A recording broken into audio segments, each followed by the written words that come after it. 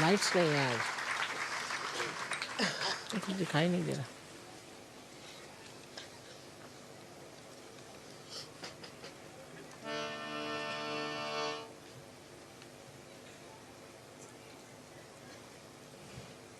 क्या कॉलेज बरसाला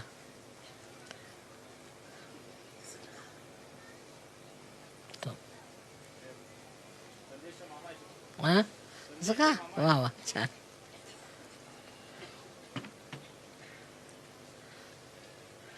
उत्तम.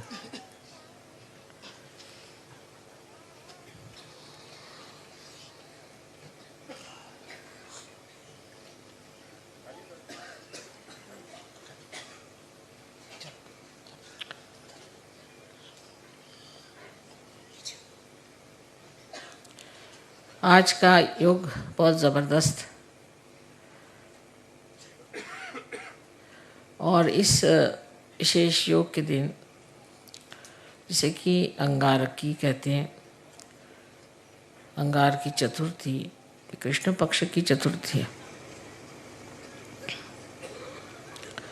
हर चतुर्थी को श्री गणेश का जन्मदिन मनाया जाता है, लेकिन जो मंगलवार को आती है, कभी कभी आती है साल में एक आध बार, कभी 2 बार, कभी 3 बार, जिस मंगलवार को अगर चतुर्थी आ जाए तो वो दिन बहुत बड़ा मनाया जाता है. और आज वही योग है कि हम लोग मंगलवार के रोज़ गणपतिपुणे में बैठे हुए हैं, जबकि यहाँ ये बड़ा भारी योग अंगारकी का माना जाता है. और यहाँ पर हज़ारों लोग आते हैं श्री गणेश की पूजा करने के लिए. और इस कदर वहाँ पर गाड़ी जाम हो गई थी, 60 गाड़ियाँ सामने की. हम तो पूरा घूम के फिर आए, क्योंकि कितने भी जल्दी चलने से फ़ायदा नहीं हो. जो होना होता है इसी प्रकार होता है.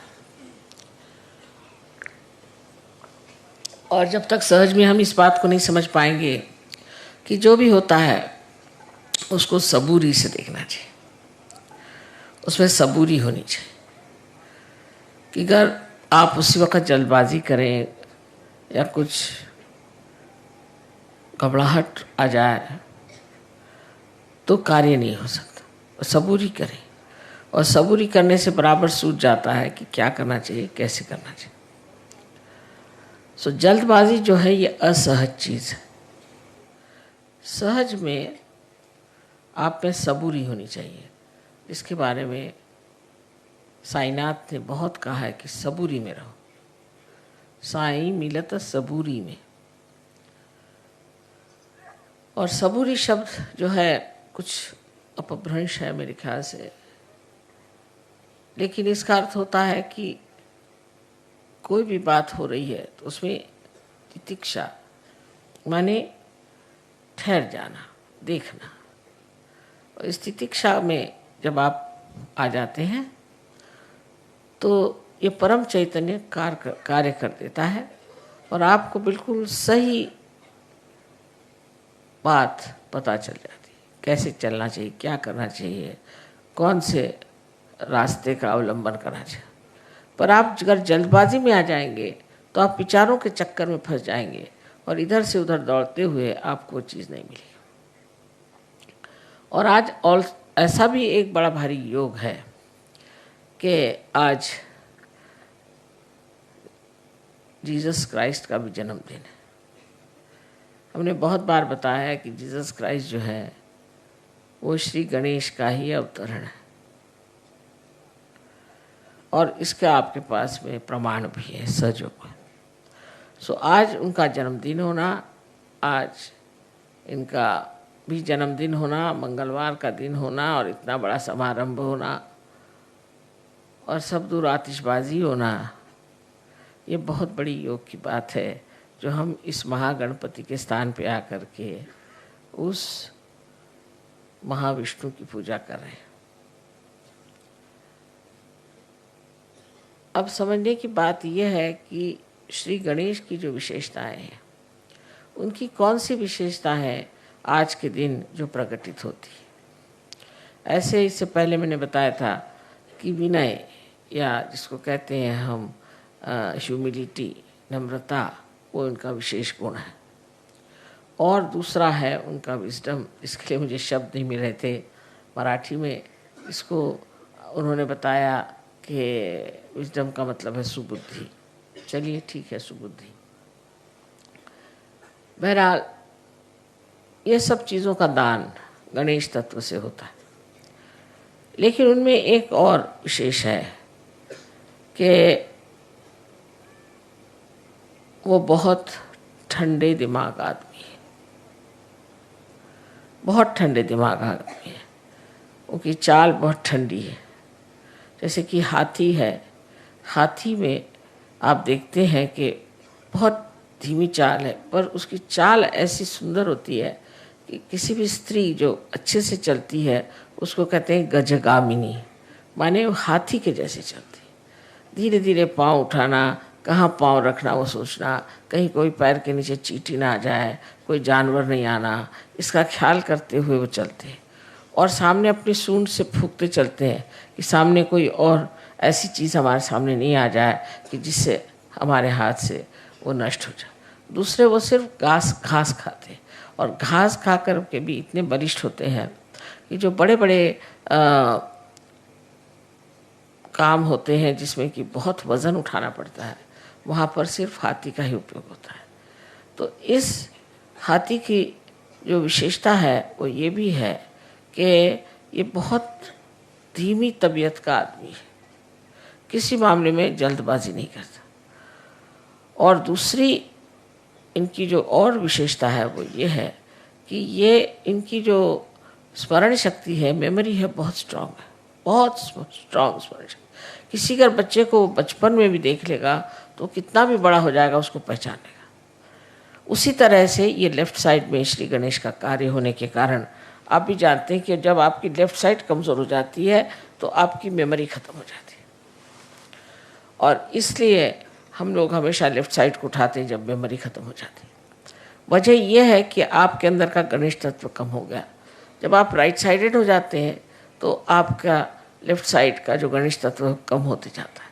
जो आदमी बहुत ज़्यादा काम करते हैं, मेहनत करते हैं, उनकी मेमोरी जो है आप देखिए बुढ़ापे में इतनी ख़राब हो जाती है कि वो खुद को भी पहचान पाते हैं या नहीं, ऐसा प्रश्न पड़ जाता है।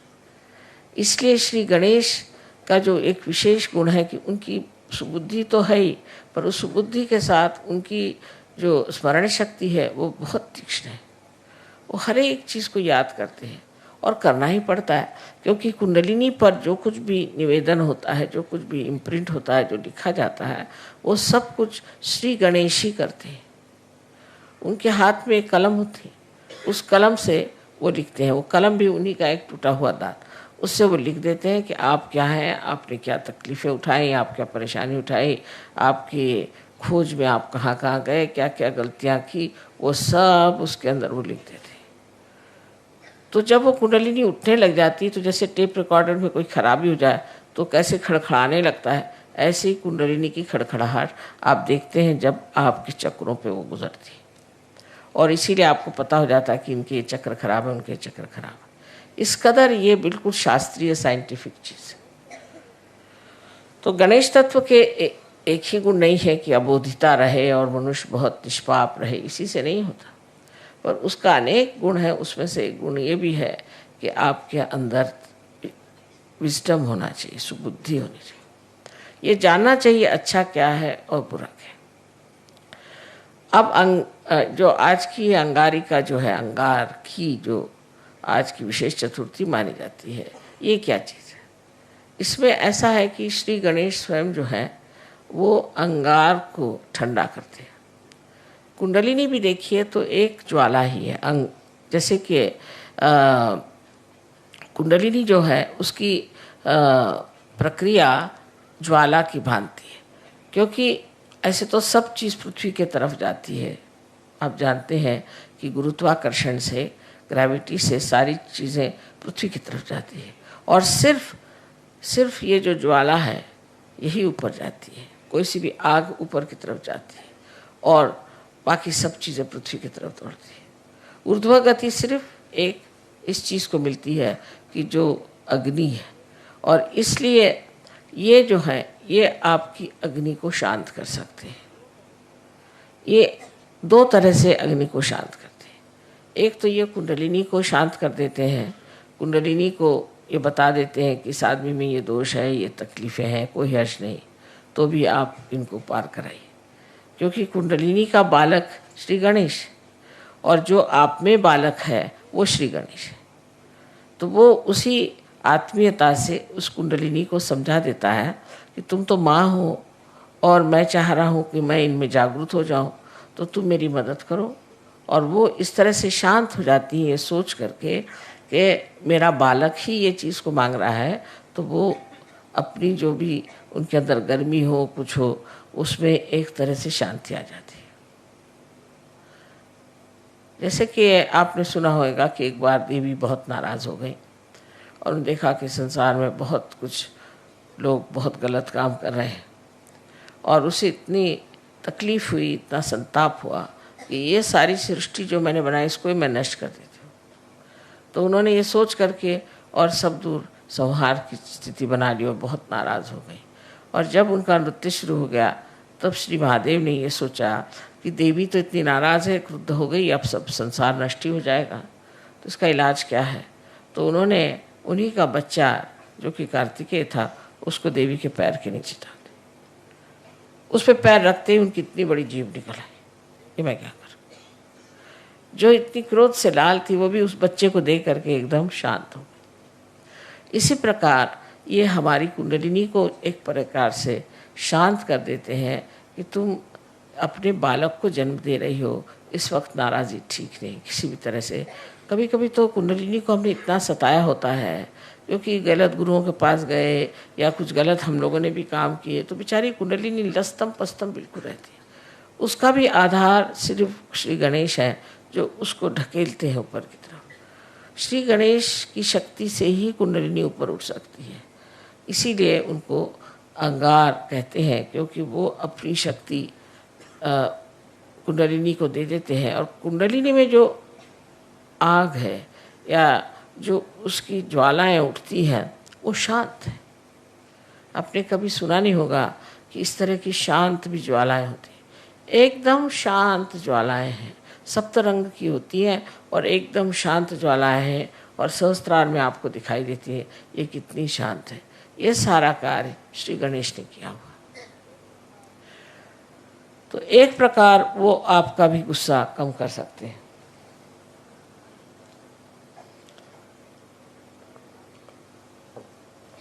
आपकी भी नाराज़गी दूर कर सकते हैं।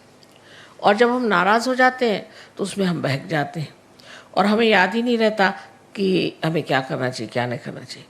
उसमें हम किसी को मार सकते हैं, पीट सकते हैं, किसी को खून कर सकते हैं, कुछ भी कर सकते हैं।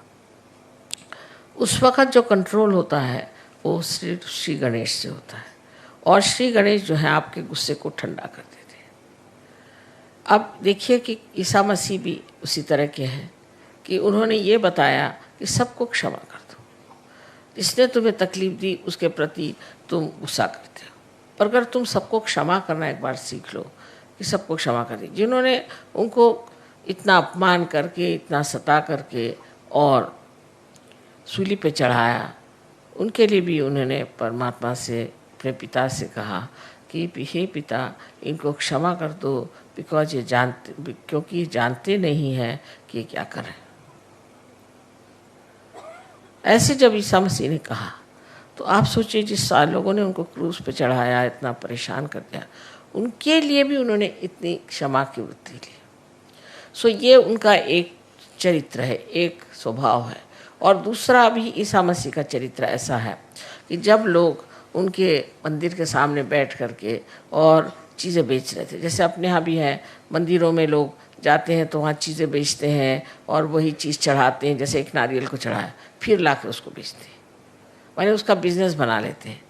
तब उन्होंने हाथ में एक खंडर लेके सबको मारा और कहा कि तुम ये बिजनेस नहीं कर सकते, तुम्हें अगर करना है तो ठीक है, जो कुछ भी है वो स्वच्छ तरीके से होना चाहिए। ये नहीं कि जो आप भगवान को चढ़ा रहे हैं उसको लाकर फिर बेच रहे हैं, जो हार भगवान को चढ़ा रहे हैं उनको लाकर फिर बेच रहे हैं। इस तरह की चीज़ उन्होंने कहा बिल्कुल ही गलत बात है। और इतना उन्हें क्रोध आया कि उन्होंने हाथ में हंटर लिया और उसको सबको तड़ातड़ मारना शुरू कर दिया। ये दूसरी साइड है। ऐसे ही श्री गणेश की भी एक दूसरी साइड है। दूसरी साइड गणेश की ये है कि जिस वक्त कोई भी राक्षस या दुष्ट आपको परेशान करेगा या तंग करेगा तो वो गणपति है, माने गणों के वो राजा है, तो वो उन राक्षसों को और दुष्टों को नष्ट करते हैं, उनको एकदम उनका सर्वनाश कर देते हैं।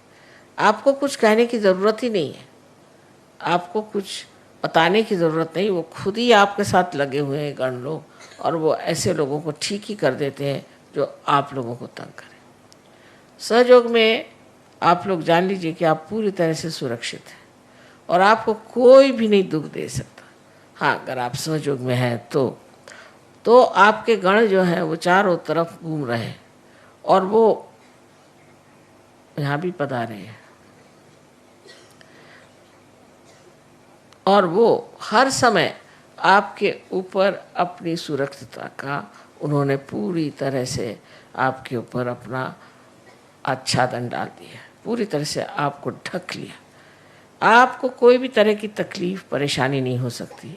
फिर आप उसको चमत्कार कहते हैं, माँ किस तरह से मैं बच गया, पता नहीं क्या हुआ, मैं कैसे बच गया। ये सब गणों का काम है और गण ये कार्य जब करते हैं तब समझ लेना कि आप वाकई में एक सहयोगी हैं। अगर वो ये कार्य आपके लिए नहीं करते हैं तब तो समझना है कि आप अभी तक पूरी तरह से सहयोगी नहीं हो। दूसरी बात गणों की ऐसी होती है कि हमेशा हमारे शरीर में भी वो कार्यान्वित रहते हैं। शरीर से बाह्य की चीज़ें जो करते हैं वो सिर्फ आप जब पार हो जाते हैं, जब आपका संबंध परमात्मा से हो जाता है, तब वो आपका शरीर और आपका सब धन और आपकी सब चीज़ें, बच्चे, सबको संभालते हैं।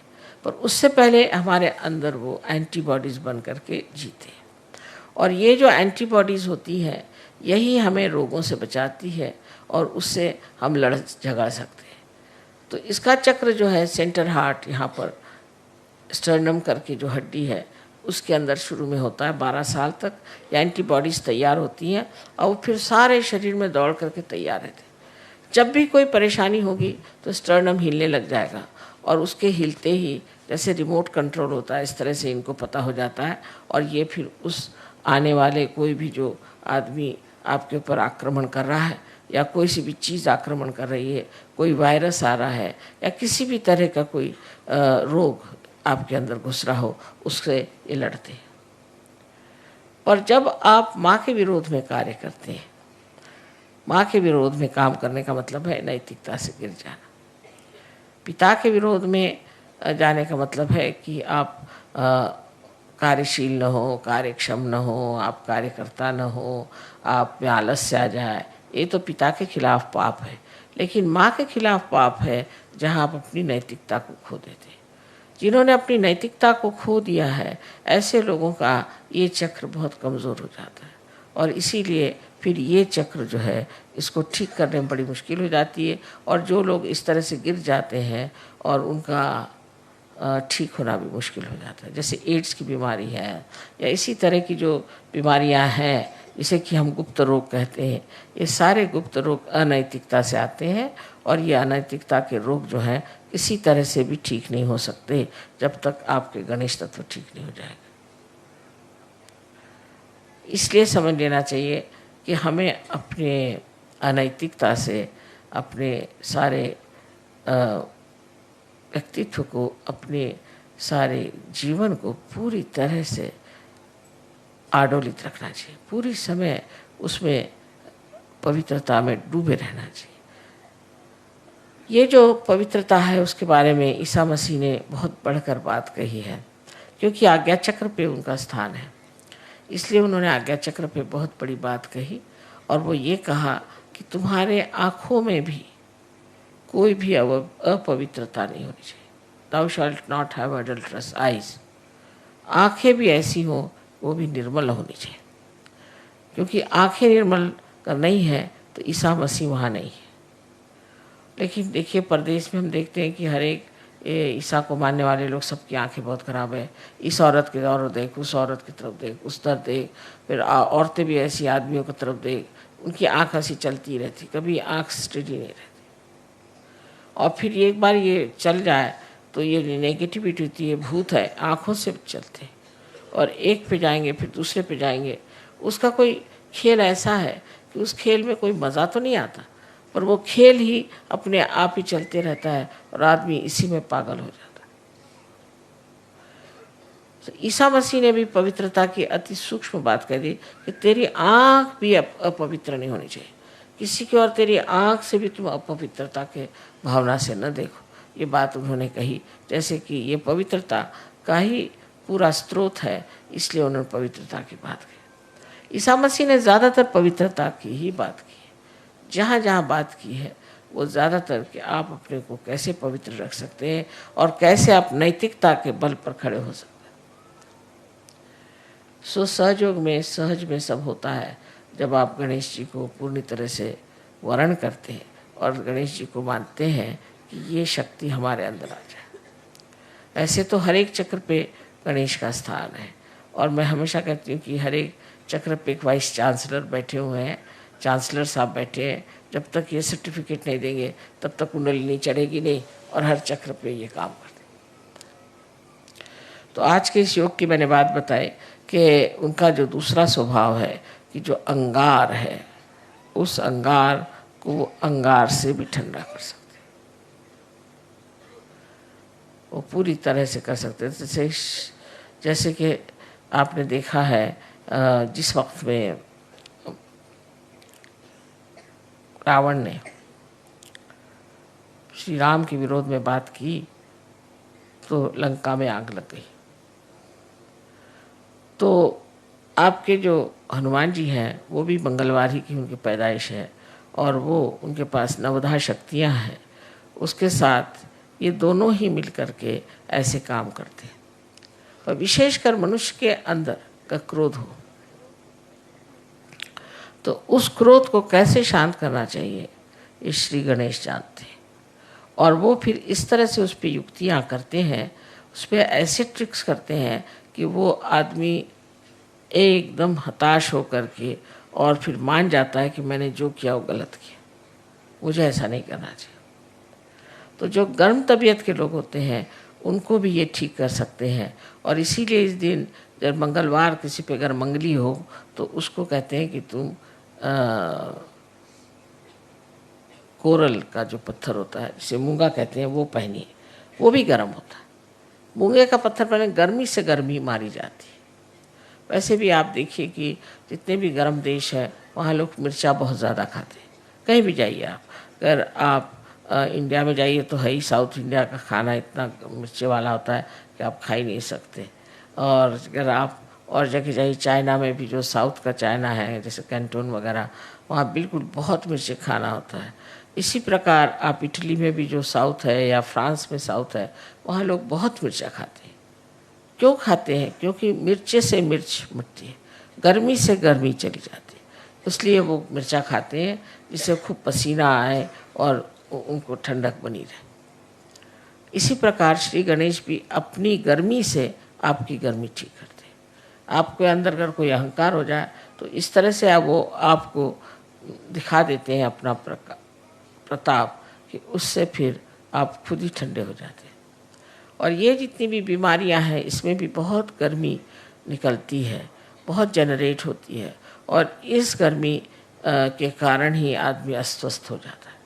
इसलिए ठीक है कि हम इस गर्मी का ही इलाज करें और उसके लिए श्री गणेश की आराधना करें और उनके प्रति अपने को विशेष रूप से समर्पित करें।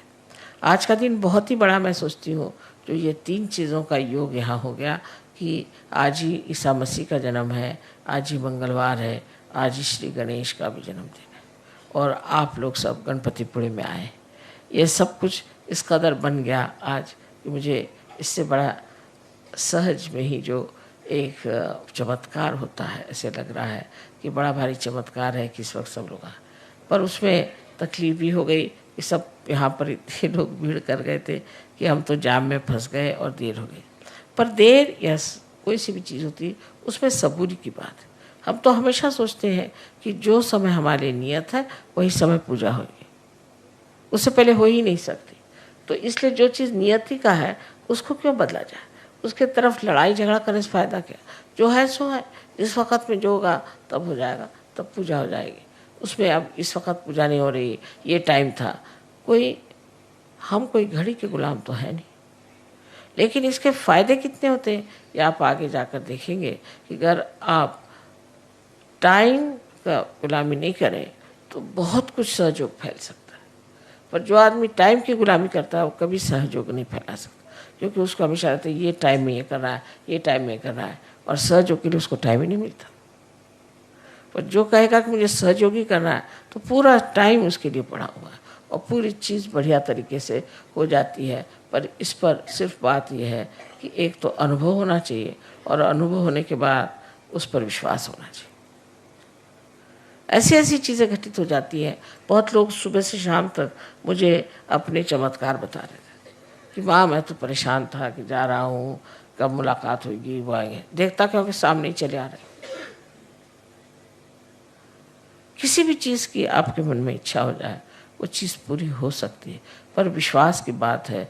और विश्वास में अंधविश्वास सहयोग में नहीं है, बिल्कुल अंधविश्वास नहीं, श्रद्धा है। जहाँ पर कि हम पूरे दिमाग से सब देखे हैं, जब हमने सब देख लिया और तब भी हम नहीं मानेंगे तो इसे क्या कहा जाएगा? इसे कहा जाएगा कि आप बहुत ही ज़्यादा बेईमान हैं, या आप झूठ बोलते हैं, और या आप महामूर्ख हैं। इनमें से 3 चीज़ें हो सकती हैं कि आप जब सब चीज़ों को देख रहे हैं, उसको जान रहे हैं, वो सब वर्तित हो रहा है, उस पर भी आप उस पर विश्वास नहीं करते, तो फिर आप में कुछ न कुछ खराबी। ये सब देखते हुए आप सोच सकते हैं कि श्री गणेश कितनी बड़ी चीज़ है। और वो इस महाराष्ट्र में 8 अष्टविनायक हैं, जिनकी वजह से इस महाराष्ट्र को बहुत ज़्यादा पुण्य मिला हुआ। लेकिन तो भी लोग इतने पागल हैं, वह इसी के पीछे दौड़ते रहेंगे, यही सब करते रहेंगे, कर्म कांडों में फंस जाएंगे, पर ये नहीं होगा कि सत्य को प्राप्त करें। अब आप लोग बहुत नसीब वाले हैं, बहुत समझदार हैं, जो आप लोगों ने सत्य को खोजा और आपने पा ली। लेकिन अब इसको बनाने के लिए आपको चाहिए कि आप गणेश के गुणों को अपने अंदर ले लीजिए। मैं देख रही थी हज़ारों लोग आए थे गणेश जी की पूजा के लिए। इनमें से कितने लोग गणेश जी को जो मानते हैं, कितने लोग ऐसे हैं जिनमें गणेश जी का कोई भी गुण हो, ऐसा कुछ दिखाई देता है। शराब पिएंगे, आपस में लड़ेंगे झगड़ेंगे, औरतों को सताएंगे, मारेंगे पीटेंगे, सब करेंगे, और श्री गणेश के अंगारिका में पहुंच गए। अरे आप जब इतनी बड़ी अंगार है तो आप काहे को आए हैं? इसका कोई विचार ही नहीं करता कि हम किसी चीज़ में विश्वास करते हैं तो उसके गुण हमारे अंदर कितने हैं। हाँ, हमें उन पर बड़ा विश्वास है, हम तो इनकी पूजा करते हैं, हम उनकी पूजा करते हैं। अच्छा, पर तुम्हारे अंदर उसके कौन से गुण हैं? ऐसे कोई सोचता है? लेकिन सच्चाई तो ये है कि अगर आप किसी को मानते हैं तो उनके गुण भी आपके अंदर आने चाहिए, और जब तक ये गुण आपके अंदर नहीं आते तब आपका मानना न मानना बराबर है, उसका कोई फर्क ही नहीं पड़ने वाला। आज हम श्री गणेश की पूजा करने वाले हैं, और श्री गणेश और गौरी की पूजा होगी, और इसमें यही जान लेना चाहिए कि गौरी एक कुंडलिनी ही है, महाकुंडलिनी महागौरी है। और इसका कार्य यह है कि अपने बच्चे को जो बहुत सालों से खोज रहा है उसको आत्म साक्षात्कार प्राप्त कराए, उसका पुनर्जन्म करें। ये इस महागौरी का कार्य है जो आप सबके अंदर उपस्थित है। इसलिए आज हम सिर्फ गणेश जी और गौरी जी की पूजा करेंगे और बाद में देवी की पूजा होगी। सबको अनंत आशीर्वाद।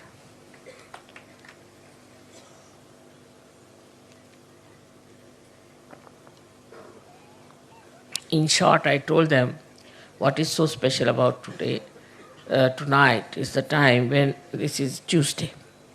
On Tuesday, Sri Ganesha was born. So they celebrate every fourth day of the moon as the Sri Ganesha's birthday, because of born on the 4th. But when this 4th falls on a Tuesday, then they think it's a tremendous yoga, because on Tuesday he was born.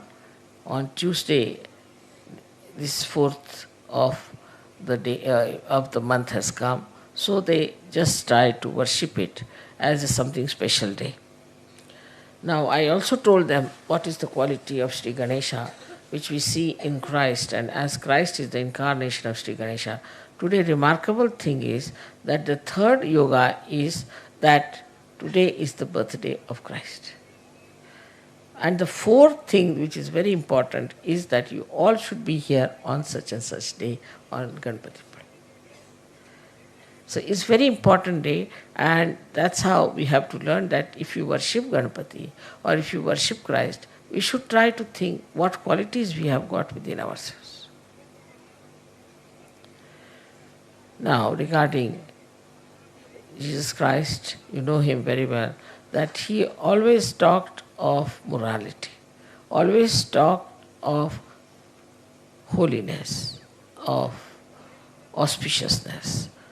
And all these things, you see, the holiness and the complete cleanliness within your being is to such an extent that he said that thou shalt not have adulterous eyes. So Sri Ganesha also was against the adultery.